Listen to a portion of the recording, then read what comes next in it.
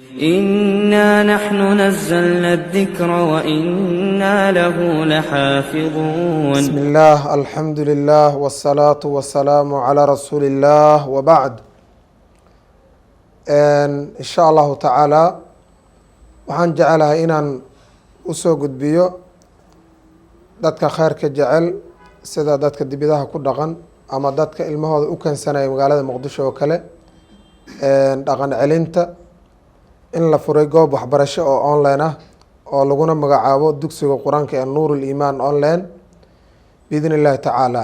maadooyinka lagu barto waxaa ka mid a kow, xifdinta qur-aanka kariimka ah, siirada nabiga sala allahu calayhi wasalama, ducooyinka, kutubada axaadiista la qoraayo waxaa ka mid a arbiciinka, cumdat laxkaam, riyaadu saalixiin, ama maaragtay hingaada ayadoo loo diyaariyey kitaabada kale ah alqaacidatu nuuraaniya, mucalamu lqira'ati alcarabiya, maaragtay kutubtaas oo lagu baranayo hingaada in sha allahu tacaala wuxuuna anfici doonaa dadka bilowga ah, kamana maarmaan dadka qur-aanka baranaya biidn illahi tacaala in sha allah.